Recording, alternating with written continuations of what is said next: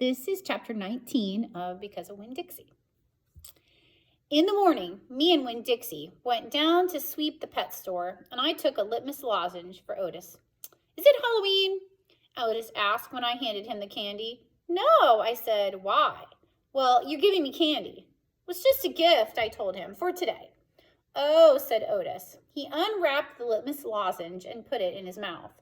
And after a minute, tears started rolling down his face. "Thank you," he said. "Do you like it?" I asked him. He nodded his head. "It tastes good, but it also tastes a little bit like being in jail." "Gertrude!" Gertrude squawked. She picked up the litmus lozenge wrapper in her beak and then dropped it and looked around. "Gertrude!" she screamed again. "You can't have any," I told her. "It's not for birds." Then, real quick, before I lost my nerve, I said, "Otis, what were you in jail for? Are you a murderer?" "No, ma'am," he said. "Are you a burglar?" "No, ma'am," Otis said again. He sucked on his candy and stared down at his pointy-toed boots. "You don't have to tell me," I said. "I was just wondering." "I ain't a dangerous man," Otis said, "if that's what you're thinking. I'm lonely, but I ain't dangerous." "Okay," I said, and I went back into the back room to get my broom.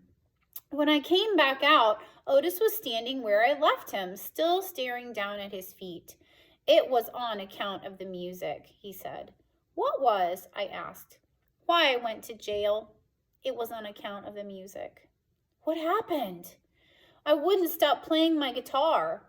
Used to be. I played it on the street, and sometimes people would give me money. I didn't do it for the money. I did it because the music is better if someone is listening to it. Anyway, the police came, and they told me to stop it.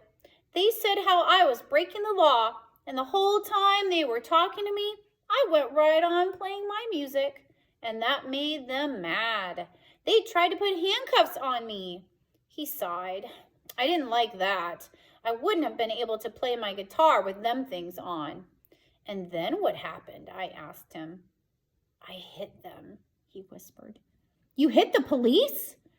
"Uh-huh, one of them. I knocked him out. Then I went to jail, and they locked me up and wouldn't let me have my guitar. And when they finally let me out, they made me promise I wouldn't never play my guitar on the street again." He looked at me real quick and then back down at his boots. "And I don't. I only play it in here. For the animals. Gertrude, the human Gertrude, she owns this shop, and she gave me this job when she read about me in the paper, and she said it's all right for me to play my music for the animals." "You play your music for me and Winn-Dixie and Sweetie Pie," I said. "Yeah," he agreed, "but you ain't on the street."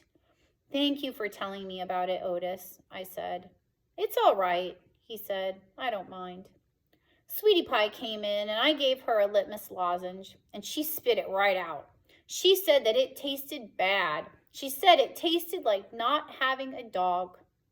I swept the floor real slow that day. I wanted to keep Otis company. I didn't want him to be lonely. Sometimes it seemed like everybody in the world was lonely.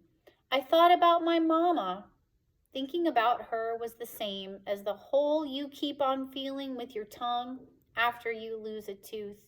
Time after time, my mind kept going to that empty spot, the spot where I felt like she should be.